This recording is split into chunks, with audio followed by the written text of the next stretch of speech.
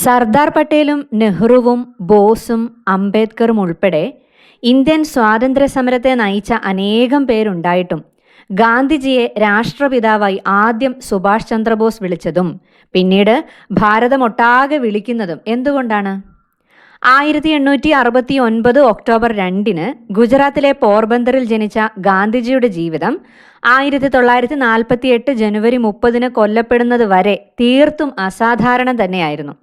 നീ ലോകത്ത് കാണാൻ ആഗ്രഹിക്കുന്ന മാറ്റം ആദ്യം നിനക്കുള്ളിൽ വരുത്താൻ പറഞ്ഞ ഗാന്ധിജി അത് സ്വന്തം പ്രവൃത്തികൾ കൊണ്ട് തെളിയിച്ച ഒരു പ്രസ്ഥാനമായി മാറുകയായിരുന്നു. മഹാത്മാഗാന്ധിയുടെ ജന്മദിനമായ ഒക്ടോബർ 2 അന്താരാഷ്ട്ര അഹിംസാ ദിനമാണ്.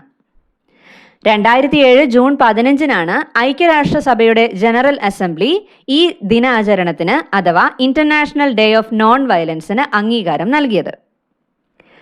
ലോകത്ത് ഒരുപാട് രാജ്യങ്ങൾ സമരങ്ങളിലൂടെ സ്വാതന്ത്ര്യം നേടിയിട്ടുണ്ട്.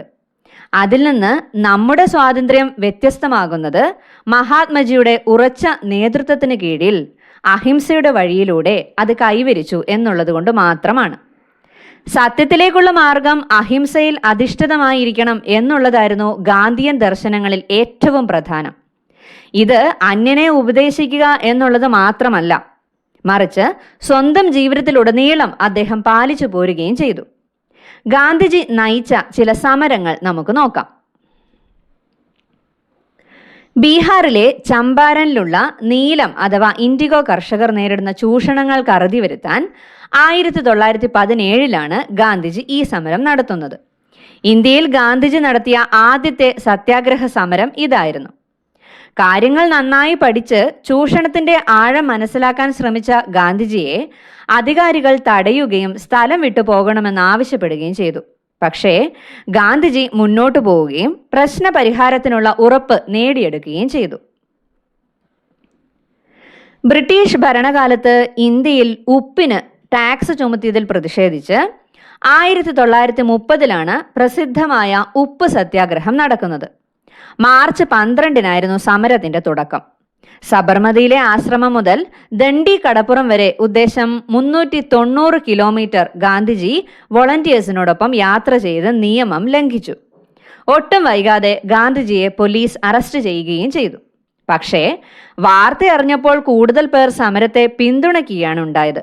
രാജ്യമാകെ 10,000 പേർ അറസ്റ്റ് വരിച്ച ഈ സമരം ദേശീയ സ്വാതന്ത്ര്യ സമരത്തിന്റെ ജനപ്രീതി കൂടുതൽ വർദ്ധിപ്പിക്കുന്നതിനിടയാക്കി.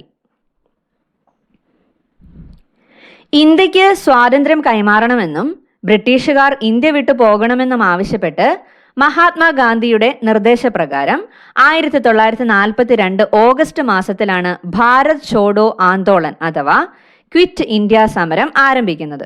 പ്രവർത്തിക്കുക അല്ലെങ്കിൽ മരിക്കുക, ഡു ഓർ ഡൈ എന്നതായിരുന്നു സമരത്തിൽ ഗാന്ധിജിയുടെ ആഹ്വാനം. ഓഗസ്റ്റ് പ്രസ്ഥാനം എന്ന പേരിലും ഇത് അറിയപ്പെടുന്നുണ്ട്. മുംബൈയിലെ ഗോവാലിയ ടാങ്ക് മൈതാനത്തിലായിരുന്നു ഗാന്ധിജിയുടെ പ്രസിദ്ധമായ ക്വിറ്റ് ഇന്ത്യ പ്രഭാഷണം നടന്നത്. ഇനി ചോദ്യം നിങ്ങളോടാണ്. ഗാന്ധിജി ഇന്ന് ഉണ്ടായിരുന്നെങ്കിൽ ലോകത്തിന്റെ പല ഭാഗങ്ങളിൽ നടക്കുന്ന പ്രശ്നങ്ങളെ എങ്ങനെ നേരിടുമായിരുന്നു? നിങ്ങളുടെ അഭിപ്രായം കമന്റ് ചെയ്യൂ.